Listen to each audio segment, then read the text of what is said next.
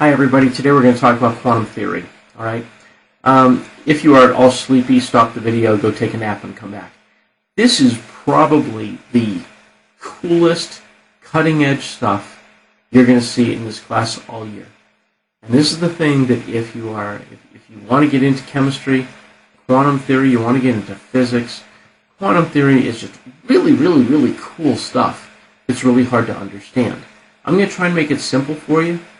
But when I make it simple, I will tell you what it does, but I'm not going to try and explain it, okay? Because I'm not at a point where I can explain it.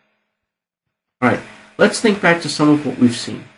Remember that we have Niels Bohr, and Niels Bohr talked about the model of the atom that he used, and his model of the atom was like a solar system, all right, where you had where you had the nucleus, which was your sun, okay, and then around it you had a bunch of planets, or in his case it was electrons circling the nucleus. That was his view. Okay. And so he called those things orbits. So when we look here, we do have a nucleus in the middle, and we have some electrons orbiting. You'll notice we have 2 electrons in this shell. And in our next shell we have 8 electrons. And in our next shell we have 2. Okay. Those were shells that he created. Again, he called them orbits. He had the electrons just going around in those orbits, just moving around in a circle. Okay. That's not true. Right? We now have something called orbitals. Now, I don't like the term orbitals because it's so close to orbits, but understand it is different. Okay? We do not have an orbit. We have a probability cloud of where we expect to find the electron. So that's the concept here, is we're looking at a cloud of stuff. So here, if we look at this, the nucleus is somewhere way in the middle here, and all around here we see the electron. Okay. Now the electron could be here one instant, it could be over here some other instant, it could be over here some other instant, and maybe down there some other instant. Okay. These are examples of where the electron could be. In fact, the electron could even be way out here, somewhere, for just an instant. Right. But most of the time it's going to spend its time in here. So what we do is we say, okay, 95% of the time, sorry, I hit my button on my pen, 95% of the time, that's where the electron's going to be. 5% of the time it's going to be found outside of there. So we draw an s orbital as a sphere, because s orbitals are spherical. I wonder if I spelled that right. Anyway, so again, you have a denser probability at the middle, and you have a lower probability at the end. We're thinking in 3 dimensions, all right? And so we just tend to draw a circle around that and say that's 95% sure that's where we're going to find the electron. In fact, we draw it like a ball. But please be careful. The electron is not going around on the outside of this ball.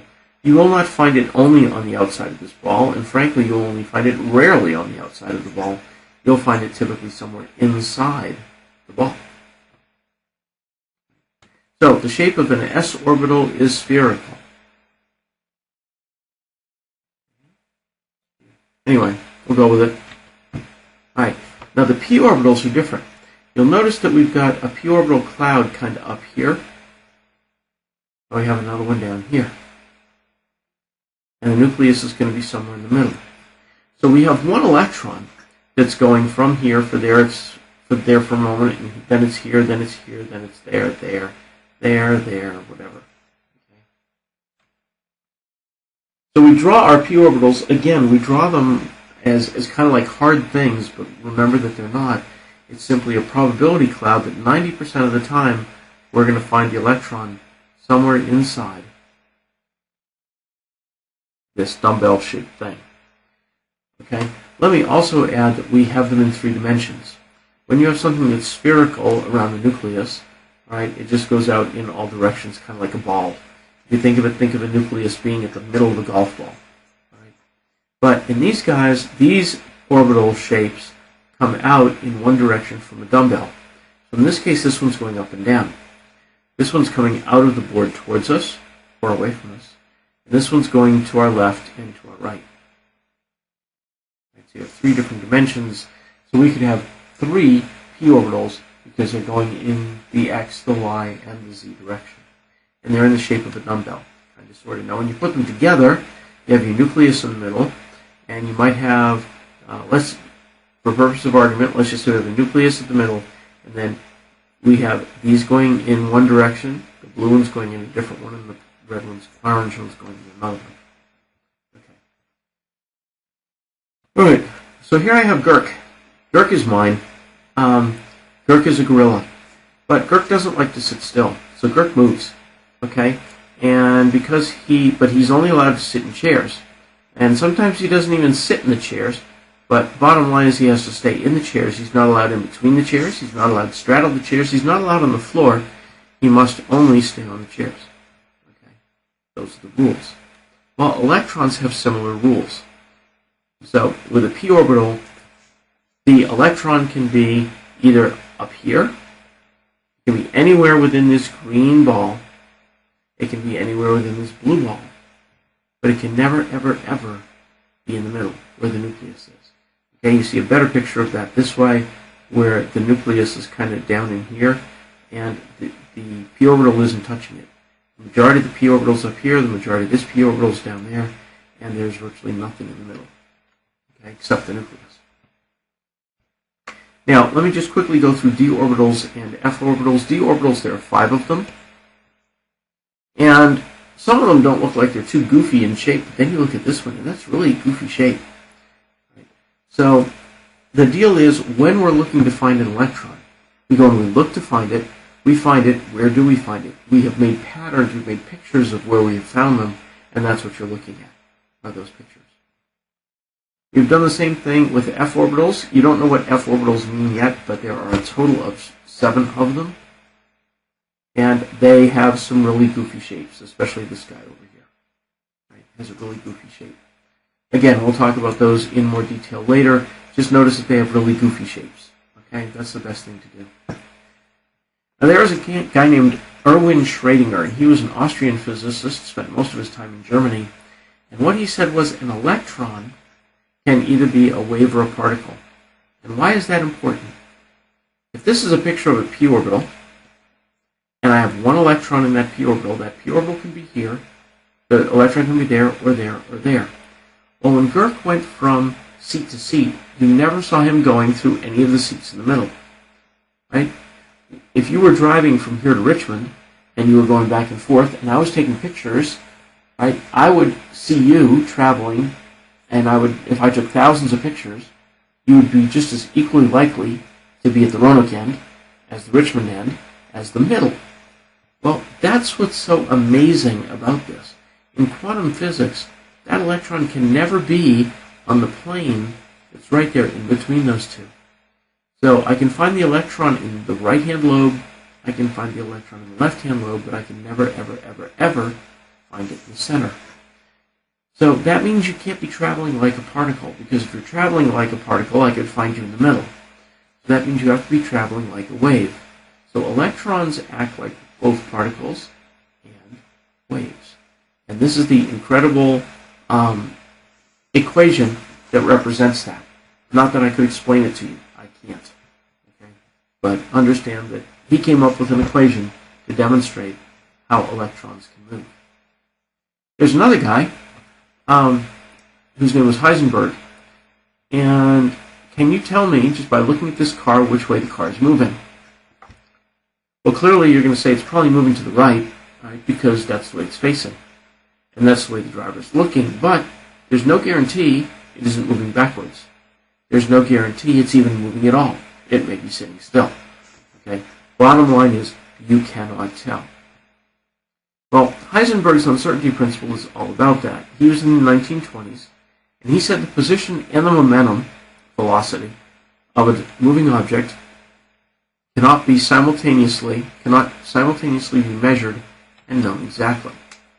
There's a limitation to knowing where a particle is at a particular moment and how it's moving, and you can't predict the ability to predict where it's going to be in the future. Okay, let's take this out of the realm of chemistry for just a minute. Right now, at this very instant, when you're watching this, where am I? You know where I was when I was recording it, but you don't necessarily know where I am right now, unless I'm standing in front of you in the classroom. So, how do you determine where I am? Well, one, if I'm standing in front of you in the classroom, you can look at me.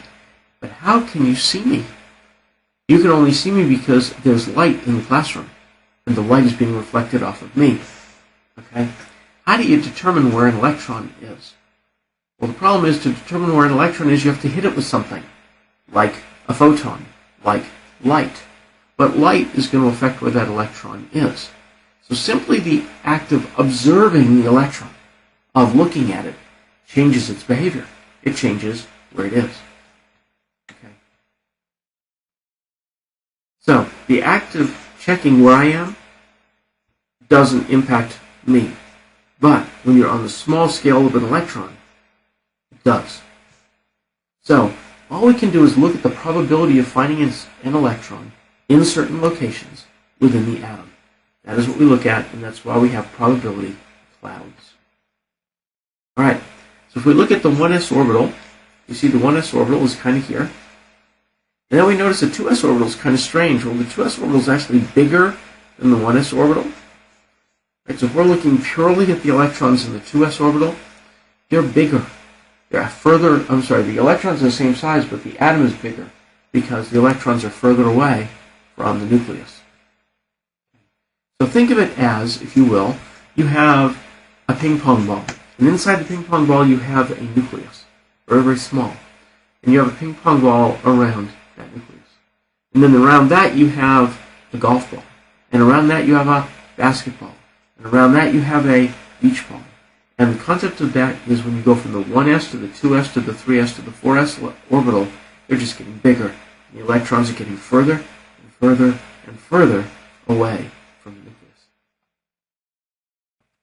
Now, the interesting thing here is when you look at this orbital diagram, you'll notice, again, there's an area where that electron never is found. If that's true, how does that electron get from out here to in here without going through those spaces in the middle? That is a very interesting quantum question. And that is what all the issue is between the wave and the particle, the dual nature of an electron. All right, this is what we were just talking about. The 1s orbital is like ping pong ball. Excuse me. The ping pong ball with the baseball around it, with the basketball, with the beach ball. As you go from the 1s to the 2s to the 3s to the 4s level. All right, now when you try and pull all these together, where you've got s orbitals and you got p orbitals, and heaven forbid you have d and f orbitals, you get drawings everywhere, and you get lines everywhere, and that's what you're seeing here, in here. Right? This happens to be like a 4s orbital out here, but there's all sorts of other stuff going on, and all sorts of busyness in here. This might be your 3s, this might be your 2s, and this in here might be your 1s. I don't know. Bottom line is, you got a lot of busyness, okay, in here. So we try not to draw them when they get that busy. We just draw the individual. This is a P, this is an S. All right, we don't worry about the F's and the D's because they're just too complicated. So what do you need to know? You need to know that we're dealing with orbitals, not orbits. You need to know there are 4 types of orbitals, the s, p, d, and f orbitals. The s orbitals are spherical. The p orbitals are dumbbell-shaped. You need to remember that an electron can get from one side of a p orbital to the other side without going through the spots in the middle. D and f orbitals are strangely shaped, and at a particular energy level there might be a maximum of 1s, or 3p, or 5d, or 7f orbitals. And each orbital may hold at most 2 electrons. Didn't talk about that much here, but we're going to talk about that a lot in our next podcast. So each orbital may hold at most 2 electrons. Okay. You also need to know that you can't know the position and velocity of an electron. That's the uncertainty principle by Heisenberg. Schrödinger has said that electrons have a dual nature. They're like waves and they're like particles. And electrons can exist in certain places at certain levels, but they cannot exist at other levels. Okay, so you need to go off and practice, do a worksheet, make sure you've taken notes, and if you have questions, come see me in class. I can explain this a little better one-on-one if you're interested, but it's all quantum physics. Okay, we'll see you soon. Have a good one.